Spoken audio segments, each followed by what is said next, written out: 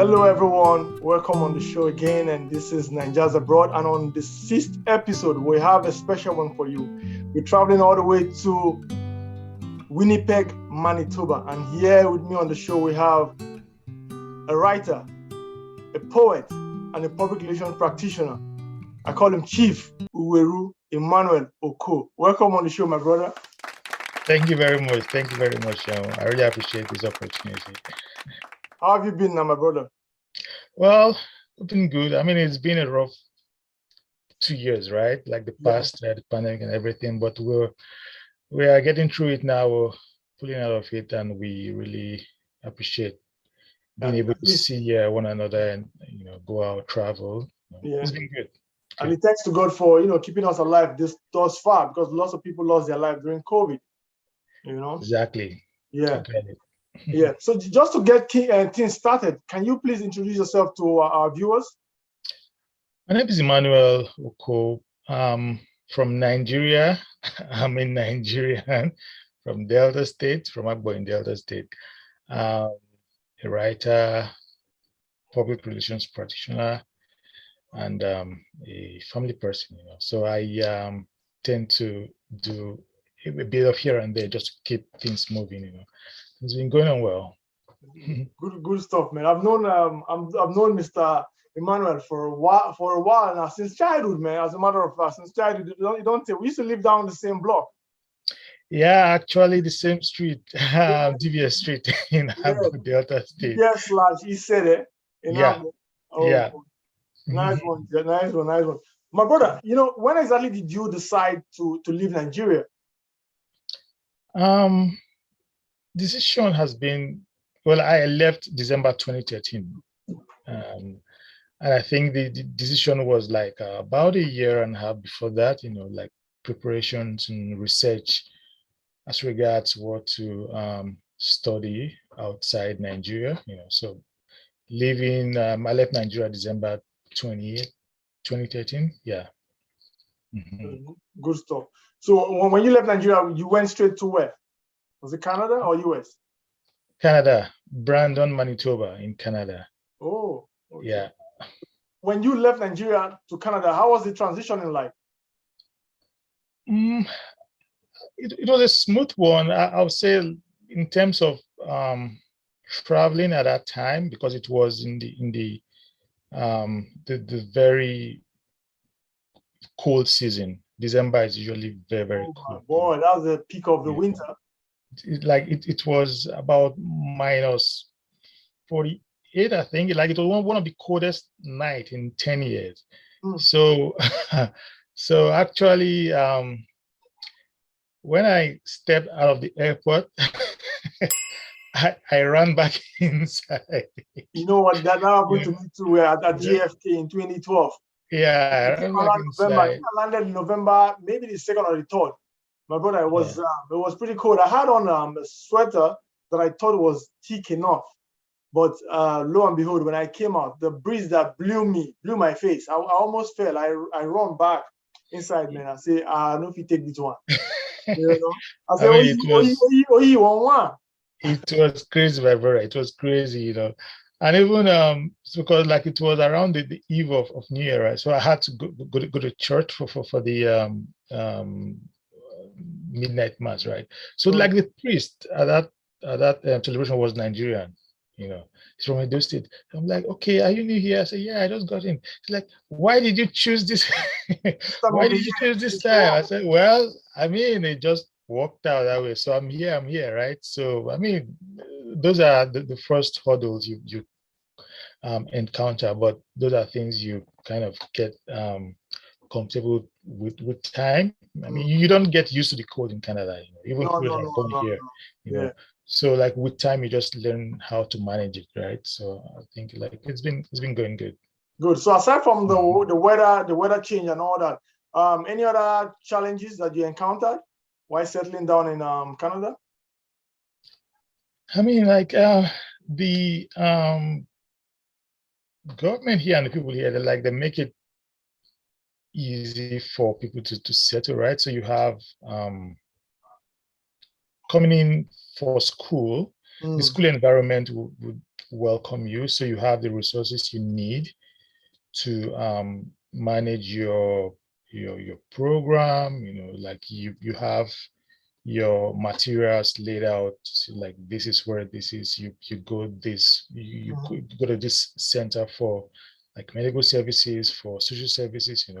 So like it's pretty organized. So you don't run into those problems where you're like, okay, I don't know what to do at this point, right? So like things are well laid out. So it was easy, I would say. It was easy. Good stuff. Nice to hear that. How would you describe to some of us that haven't been to Manitoba before, and to our viewers, especially those in Nigeria and Africa, how would you describe the people and the lifestyle of people in Manitoba? Well, license plate. You know how states have like their various things they're known for. In Manitoba is friendly Manitoba. Oh boy, right? Okay, so very friendly and sociable. Yeah, so they say friendly Manitoba. I know like it's mostly friendly, but like that doesn't mean that you won't come across some, yeah. So it's mainly friendly. You have people that are welcoming here, So I think for those that have not been here, Canada, Manitoba, like it's a friendly place, welcoming. So they tend to make things easy for people, but you still have to put in your best, right? To stand out, like to keep going, you have to put in your best. You have to be diligent and intentional about what you want to do. Otherwise, it's also very easy to just lose track and lose focus. My brother, yeah, you said the right words there. That's good. So while you were in Nigeria, you were a writer, a poet, and also a public relations practitioner, and that's exactly what you're still doing here, right? Yeah. So simply put, you are actually born for that. I mean, like, yeah, like the writing bit, yeah, like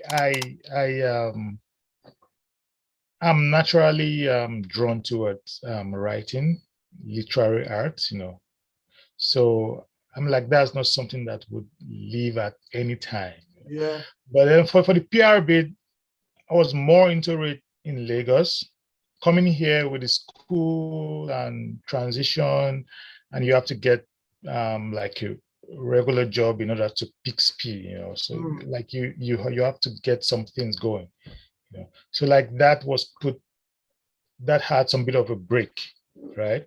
But now I'm slowly picking up, getting organized in the PR bit and getting established here, which I think would. That's good. Good to hear. Yeah. Also for our viewers' sake, what are the most thriving career paths in Winnipeg, Manitoba? I'll look at it from a national point of view, and I think it's also some other parts of the world. Like IT is it's a major sector now that it's global. It's global, growing, right? So because we are really shifting into this digital phase, so people are needing more into more digital inputs, so softwares are changing every day. So I'm thinking IT is a good sector, even though that's really not my thing now, but like I think looking at the job market, IT is really going good for people. I suppose healthcare too is also a thriving career there, correct? Healthcare is big here, so you find them needing nurses. Like it's almost like at the height now. Yes, so, like pure water. Yeah. So the province, like they keep putting out notice for more nurses to come join the health sector. I think that has to do with I think that has to be a factor around European countries and even the developed world and even North America. In this part of the divide, most most sector, most economy, they depend highly of IT professionals, the healthcare practitioners, and all that stuff. I think that also has to do with the aging population. So like they have the aging population is growing every day. So I think they need to take care of them. yeah, those people in that bracket need the support, as much support um, as they can get, like to get by, because it's not easy at that stage in your life, right? So, so there's a constant need for um, people in the healthcare sector. That's good. Yeah, let's move on to the food now. Tell us a bit about the food over there, and also do you have access to Nigerian food, and if yes, do you guys have like the Nigerian restaurant or the African market? Oh yeah, I mean it's because we have lots of Nigerians in Manitoba, lots and lots of Nigerians. So naturally the African like food here, like you have the restaurants and you have the stores where you can buy your ingredients to go make your stuff at home, right? Yeah. So you have very, very good ingredients. Just name it. So like you have your fish, the dry fish, the stockfish. Yeah. A lot. Egusi, gari, yam, and they are all here, So all you have to do is just go, and they're having new additions to those shops. Yeah. Like there are a lot of them coming up now. So do you have some of them that are online that provide services online? For online orderings, I've not really seen anyone, like people actually go to the shops to just get it. Because it's not much of a drive from where you're living. Like they're mostly, you find that one is 15 minutes away from you, right? So you just drive to the store to just pick what you want, or you call to just confirm that they have these, you have Fikusi, you have a Bono, before you now go into buy those things. Nice to hear that, man. But I bet you for sure none of them would have Ujuju. Actually, I don't think Ujuju is sold anywhere outside. I don't think it's even in everywhere in Nigeria. I don't think. Yeah, like you can. I don't think you can find Ujuju in Lagos. It's scarce in Amos. It's scarce. It's only on market days. Yeah, so like and even when you want to buy Ujuju in Agbo, you have to send some message to the person that in 3 days time. That in 3 days time I'm coming to get Ujuju leaves. So please get them ready for me, and I want this quantity reserved for me. That's how scarce and special Ujuju leaves are. Well, for those of us who don't know Ujuju, when we were younger, Ujuju used to be like, I think it's like a vegetable. It's like a leaf, or like what they call kalalu now, or the green leaf, or the pumpkin leaf. We call it ugu. But Ujuju draws and is made out of it once is actually added it with some some like snail, crayfish, we call it achologrite, the bigger crayfish. It's so special. And the soup comes out special and tastes very, very delicious and can go down well with soft akpu or pounded yam. Now I'm getting hungry, my brother. All right. For those of us who haven't been to Winnipeg, Manitoba, and for our viewers' sake, what are some historic places you would suggest for them or for us to visit when we come by? Oh, like for Winnipeg, I would say like visiting the Forks downtown is a good hub for people that have not been here before. There are a lot of things, like you have the Forks Market where you find like the old city, old train terminals. And some bit of art shops, and wares, like that's a good one. Then province-wide, we have it's called the polar bear capital of the world. Yeah, so and it's actually here in Manitoba, so it's in Churchill, Manitoba. So people travel all over the world coming down here to see the polar bears. Like it's an outstanding site, right? So a lot of people travel down here to see that, Then Canada-wide, when it comes to tourism, it's actually one of the driving industries here, right? So you have events like the Calgary Stampede, which is about starting in a few days' time. I think 2 days' time. I think, yeah, like that draws people from all over. Okay. Mostly people from the States, from Texas and the right, like, because it's outdoor and it's usually very, very big. Then you have the Banff National Park. It's with very, very great views, nature views all around, So like a number of them here and there, but province manage their tourist destinations, so it's province by province, right? Oh yeah. All right, good stuff. Any intentions of actually returning to Nigeria, maybe relocating back or for visit? For visit, sure. I mean, like, family is always family, right? So Yeah. I mean, And that's at visit, home. sure.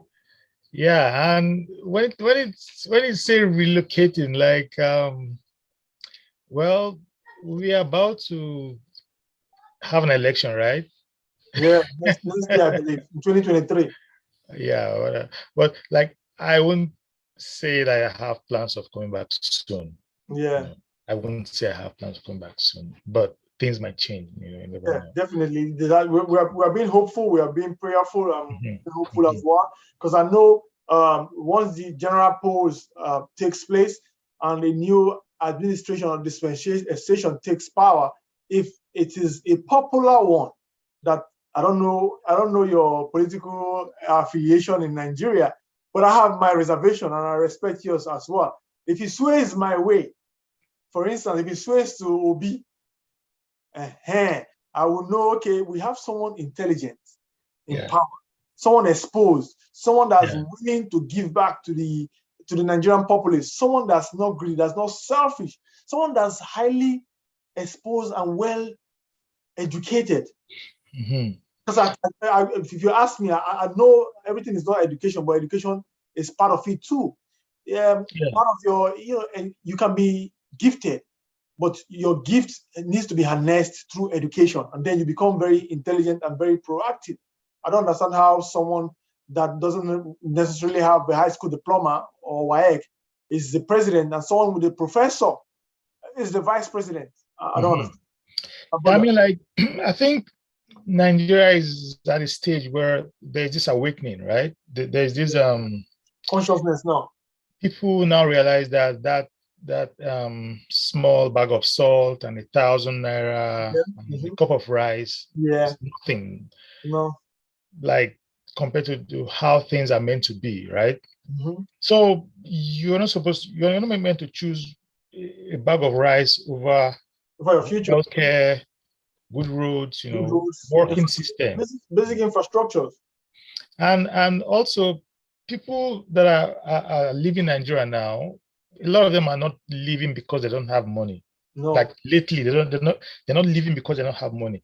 They're It's- living because like, you don't have that social structure, yeah. security, healthcare. Security, no basic infrastructures, no security of life and Yeah. property. Yeah. So if a new a new breath of fresh air comes into the politics in Nigeria, you Mm. know, and we are seeing a sign of that now. We are not sure. Nigeria is Yes. very funny, Mhm. like, they have their ways of playing games, right? Yeah. But you've heard this new person and some other people beside him talk, like, answer questions. Mm-hmm. You know that this person is exposed. Mm. This person travels to find out how things are done, Mm. whereas the rest just give mediocre Yeah. responses to questions. Yeah. It's very sad, right? Yes. And we've been in a vicious circle. It's like we just keep going around the same thing. Yeah. No light, no road, no light, no road, no light, no road. Yeah. It's so sad, It's so sad. So, like, there's this yearning for true change in Nigeria, Yeah. And I and hope it and comes. mhm. And I really hope, I'm hopeful that it does come Man, really soon. Yeah. my brother. What advice do you have for some of our people that are back home in Nigeria or other parts of Africa who intend traveling, pursuing their dreams, or traveling to Winnipeg, Manitoba, or other places abroad to pursue their goals? What advice do you have for them, and what kind of can you identify one or two types of visa that they can explore? Well, the study permit is a good option, though that is quite